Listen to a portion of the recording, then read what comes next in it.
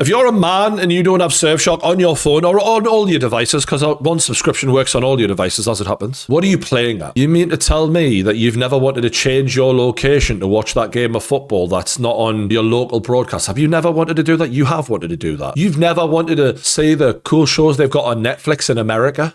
I'm sure you have. You've never wanted to watch a certain kind of fun content in the UK, but your government don't like it. Got to prove your identity just to have a bit of fucking alone time these days. Not anymore. Yeah, not with Surfshark. The gift that keeps on giving is what they've described it. By they, I mean me. Because it doesn't just do the fun stuff, it also protects you online. You want to log into public Wi-Fi and check your banking or check your emails without worrying about a data breach. It protects you. Surfshark encrypts your internet connection and keeps you completely safe. And getting this to work is so easy that even an idiot like me finds this so easy. Just one click of a button and I'm in America. Brilliant. And this product is so good that they've done a 30-day money-back guarantee if you're not satisfied, which you will be. Man. Every man should have this app. It should be a thing that we grade each other on. If you're in a bar and you see a mate and you got Surfshark and he goes, what? And you go, well, you haven't heard of it. What's wrong with you, like? Genuinely, where the fuck is this going? It is class, though. I'm not even lying. Like, it is absolutely class. And that is why you need to click the link in the description below and get your 4 months extra of Surfshark when you use our link, surfshark.com/kickoff. Get it sorted. Get on it now. Welcome back to the kickoff where England have drawn with Ghana 0-0. Ghana's results before this tournament started, lads. Just a quick one. Defeat to Japan, defeat to South Korea, defeat to South Africa, defeat to Austria, defeat to Germany, defeat to Mexico, a draw with Wales. This is a team who we struggled against. And we had a man inside the arena. KG was there. What was it like being up close and personal, a little taste of the World Cup and just the general reaction from the fans to such a pathetic performance? The Ghanaian fans took over the stadium. They made it their home and they were louder than the England fans. That was the biggest shock for me. And you saw two teams with two different reactions. When you look at the England team, for me, they felt a bit crestfallen. I thought they felt a bit embarrassed. The Ghanaian side, the flags were waving. They were proud of themselves, proud of getting a result because they delivered and England failed to perform. You know, there was that one-on-one with where Pickford clatters into, the attacker. Could have been sent off. Obviously, they should have had a penalty, in my opinion. That wasn't even checked by VAR. Does anyone think that wasn't a penalty, or should they have had a penalty? I thought it was a penalty, and I think that if they had have checked it, there was a lot of talk over the fact that the referees haven't always gone with the VAR checks. They've more tried to steer towards the decision they've given on the pitch, but there has been matches like the Argentina one when that hasn't been the case. I think if he had gone over to the screen, he probably would have given it. But the lack of creativity, the side-to-side passing, recycling the ball, not creating enough, not opening the game up enough, and actually having to sit and watch Anthony Gordon for 70 minutes till he was finally hauled up. It really felt like a Newcastle performance. And I think, are we already seeing the questions we had about the squad Tuchel has taken already rearing its ugly head, where you're crying out for creativity? And I thought about this, like the players the athletes we had out there in Madueke, Gordon, Jed Spence, and you think about even players on the bench, to be fair, like how Morgan Rogers not starting ahead of Anthony Gordon is one of the most mind-blowing things I think I can remember in England history.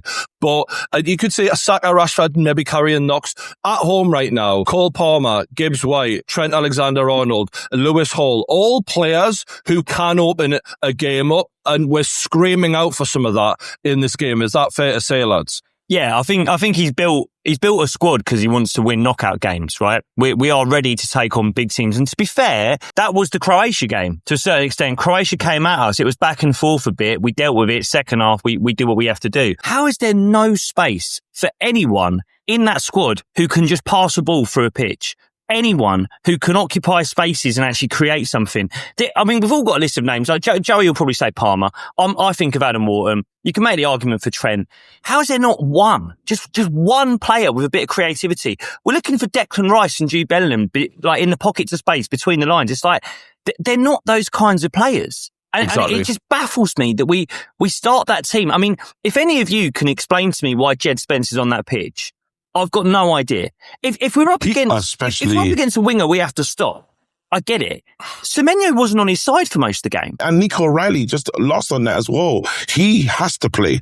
I was shocked at the Jets fence, him being there, because once O'Reilly comes on, you forget that he's there. You forget that he's a left back with, you know, midfield intentions, that is going to take shots at the edge of the box. He's going to get involved wicked in the air. So you forget to pick him up, and he is dangerous. And most of the chances started to come when he jumped on the pitch. I think it was particularly poor from out wide. I thought it was really bad. Like, Harry Kane needs service. Gordon and Madueke, maybe the two worst wingers I've seen in my lifetime in England in a World Cup tournament, for example. Starting games, but starting like the tournament together. Between the two of them, 103 games last season, 10 assists. That's 1 assist every 10 games from this lot. And Anthony Gordon, it's actually really like it's so good. It's so like, as much as it's so frustrating, I've watched this for 2 seasons. This is 90% of what Anthony Gordon does is what we've seen in these first 2 games. And it's nice that now he's got the move to Barcelona. Thank God we sold them before the tournament. The one smart thing Newcastle have ever done. 70 million plus 10 million for such a bang average footballer who relies solely on pace. And if he hasn't got that space to run into, if he has got a fullback who is defensively responsible, there's no tricks. He can't drop a shoulder and beat a man, ironically, like Lewis Hall can do. Lewis Hall can open the game up for you. He hasn't got the brain, he hasn't got the feet for it.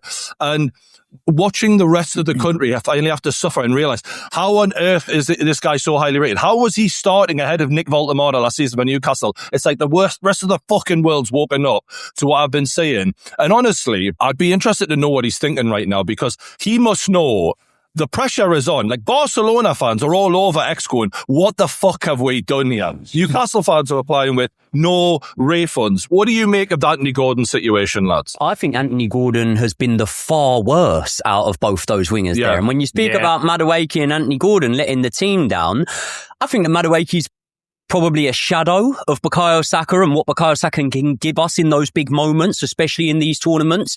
But I think that Anthony Gordon's a shadow of him. I think that at least with Madueke, I'm seeing the intent that I would like. The end product's not there. And when we're in a tournament, a World Cup, you'd really hope it was. But I can't blame a man for trying. I'm seeing the intent that I would like. The end product's not always there. He's actually trying stuff a little bit. Gordon is playing like he's shit the bed, to be honest with you. He's not really, you say, relies on that pace. Brilliant. Where were the runs in behind? Because I didn't see many of them. And you can say, well, the team are parking the bus. Okay, brilliant. But maybe he shouldn't have been selected in that situation there. When he finally had a shot on target, did you see that he had bottled having a shot when everyone actually wanted him to? About 10 seconds before that, on the edge of the box, in a position where, believe you me, if you've got 10 men in front of you even, but you're playing for Newcastle, he shoots from there, which kind of says to me, right, so you're playing with a little bit of selfishness, but you're also not playing with the fearlessness that I'm seeing over on the other side, whether it's for right or for wrong. So I think that going into those knockout games, and I do believe that this is something that Thomas Tuchel has thought of a long time before any of us, there will be significant changes there, and hopefully they'll come in time with Saka and Rashford's injury worries easing up and the games coming at a higher level. I was looking at Kobe Mainoo. Now, if you don't notice, he hasn't played a second of football. When he was walking off, it just looked like how he looked under Amorim, disengaged, like he hasn't touched a bit of grass, even in the last 2 games. And what England was crying out for is they wanted control. They had a lot of the ball, and we had bruises in there where you need a bit more go, a bit more creativity, which he could have offered to the game. I don't know if he's not Tuchel's number one option, or Tuchel's looking at him as someone that can open up the game, but he clearly can. He does find himself in positions like that with a lot of possession. He can be the difference. We've kind of been exposed, and we're only 2 games in. We have been shown that we have one way of playing. Much like Newcastle, it's so scary because of the athleticism within this team that we've gone for, and not the technical ability. If you sit deep, the lack of ideas in this team right now is scary. And not everyone is going to do, like what we had in the first game. They're not going to play into our hands. So if you get a team who can keep the ball and can defend well, I think we're in deep shit now. I'm more worried now after that. Are you panicking a little or not? I think we do have to say, like, that Nico O'Reilly header goes an inch under the bar. It goes in, and it's a different conversation. Harry Kane puts that chance away 99 times out of 100. What if they put their chances away, though? What if they put their two one-on-ones? Yeah, but it's not. Yeah, I mean, the pen I give. I don't know. I do think. Look, this squad that he's picked, it is what it is, right? We're not going to start playing slick football. I honestly and obviously the Arsenal fans going to say this.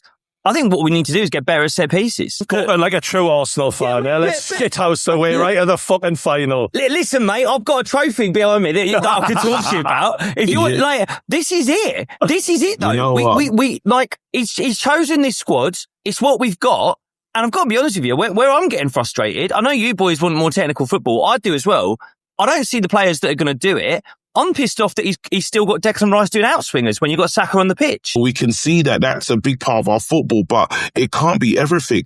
You've got Pochettino having the USA team moving the ball at speed. You've got teams Japan. You've got all these teams that we have the talent. So it's not just acceptable to say that's the only way. Now, don't get me wrong, it's a victim in the moment. In the Croatia game, I was really impressed with England. I thought that was a really big performance. So this is the one where it's a drab performance. But when Geordie gives us the list of the games that Ghana have lost and drawn, this doesn't feel acceptable, personally. Yeah, but I don't think that Argentina fans would have been feeling like a 1-0 loss to Saudi Arabia on the opening day of the last World Cup was acceptable, and they still went on to win it. In fact, I can't remember anyone, bar France, in 98 winning all 3 group games.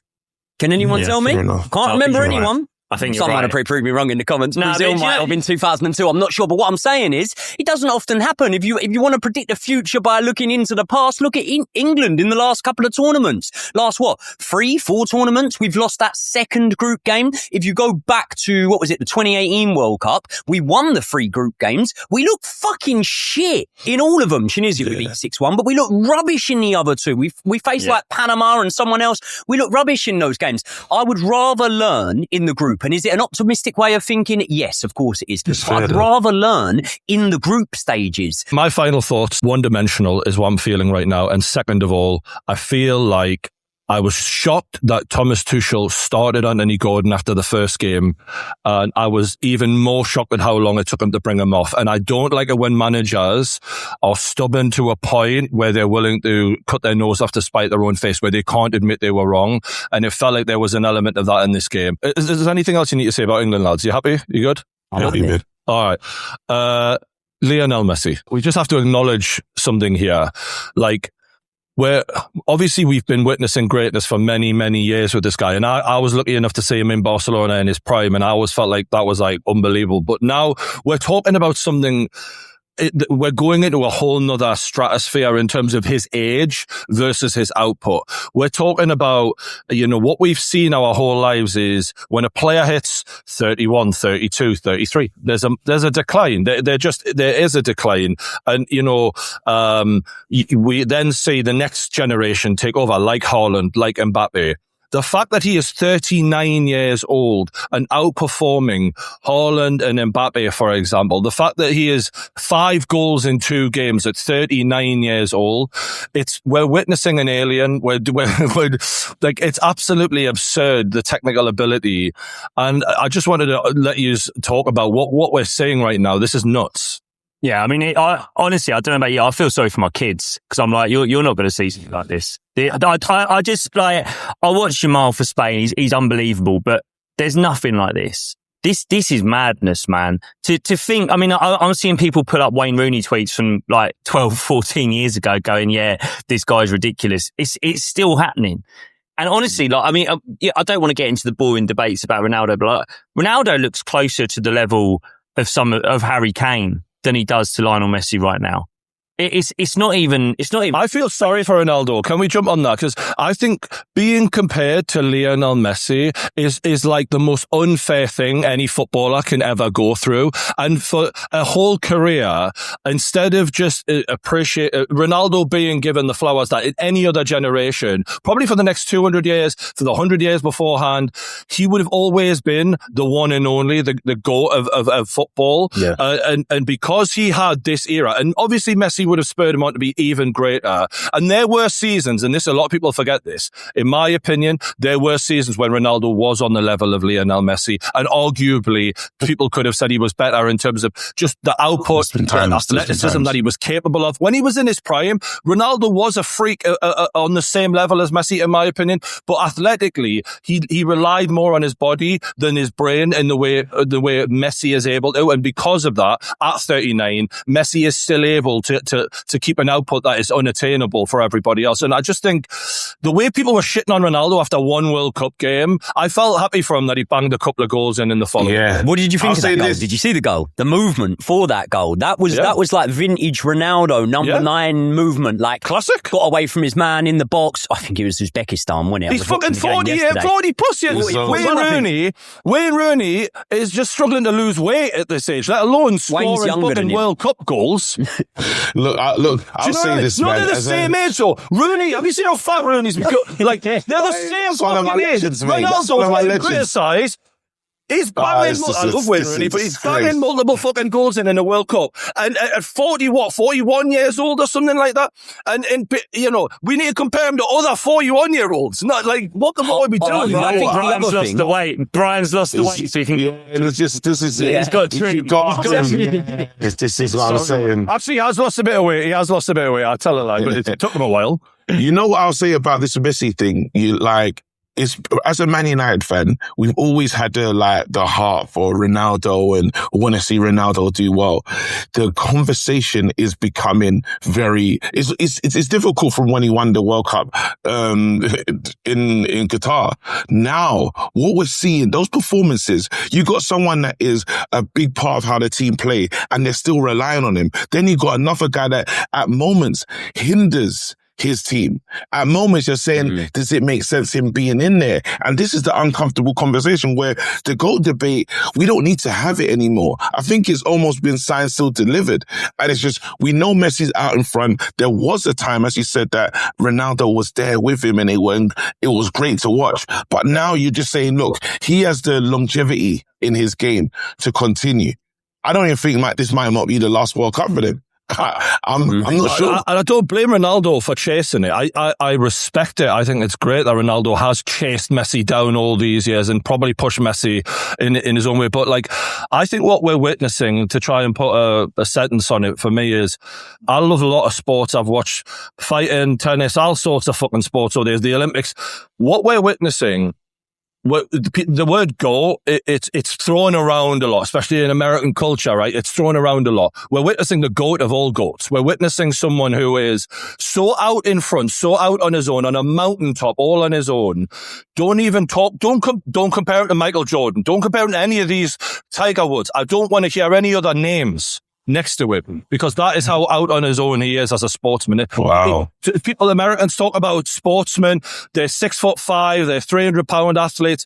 This man is 5'8", probably weighs 160 fucking pounds, and yet he's got the palm of the world, the world in his palm of his hand. He is a freak. I've watched every bit of Messi in this tournament so far, and I've watched every bit of Ronaldo in this tournament so far, and the level that they're operating at are miles apart at the moment, even in the game that I watched yesterday where Ronaldo scored a couple of goals. Listen, I mean, he got a lot of credit for the free kick, but all he did was not take it. Do you know what I mean? Give him some credit, though, because the reason that worked is because everyone believes, for sure, Cristiano Ronaldo is not a team player. And he proved in that moment, as the decoy, he actually is. And Can I tell you why I was holding back a little bit? Messi does that sort of thing like most games and doesn't get the credit for it. And I'm not just hammering it, but he does. Messi does do that sort of stuff where there'll be something very, very smart that he's done that's helped out the team within a move. Messi's doing that all the time. And even at this World Cup, there's been moments when I've looked at the way that Messi plays. And again, this is a bit of an empty accusation because I've not seen Ronaldo do it, but I've got a feeling that when Messi's passing that ball, when he could go for goal, but he's making a simpler pass, or when he could run on his own, I've got a feeling that Ronaldo maybe carries that ball or maybe takes a shot or whatever. So I think that he is playing a bit more of an individual game, and therefore with Ronaldo, I think it does sort of stand out on the team a little bit. And the reason I say stand out is because everyone's going, Yeah, Portugal playing for Ronaldo. Well, fucking hell, have you not watched Argentina? Messi. Do you know what I mean? So I think they're both doing it. Both sides are doing it, but I think that with Portugal, it's not clicking as good as maybe it is under with Messi. Do you know the other thing though, as Premier League fans, like we've watched our league become so much about physicality, so much about power, pace, set pieces, hands up, my fault. But what it is. I'm the same as you, terrible, Joel. Isn't it? I can't stand it. But as a fact, like it's literally like a criminal. It's a criminal at the scene of the crime. You're going, I don't know who did it. He's the one talking to the reporters. Going, I'm looking for the killer. I'm looking for him. I hope we find him. Do you know what I mean? But I've tuned in. It's like, honestly, I've got England games in when I put them in the calendar, and then Argentina games, because like you say, to watch this 5'8" guy, the technical ability, and it's like there's not really any pace there anymore. It's just pure aesthetics, pure technique, the way he finds space, the touch. Mate, that touch he takes. You say there's no pace there. Across a short distance, just no. Do you know what I mean? The acceleration across 5 yards for that second goal. But the touch, mate, that touch he takes, and it comes off a defender as well, is fully behind him. He somehow just brings it, and he doesn't just trap it. He traps it and brings it onto his left foot. It's a shame that shot doesn't go in, but then he finishes off the next one. But it's like, there's no one on earth anything like this guy. There's no one anywhere close. If he wins it, opposition players are still shitting themselves more from Messi. If he wins the World Cup again, surely they can't make him the Ballon d'Or again. They can't. There's no way they can do that. Could they? Yeah, they have to.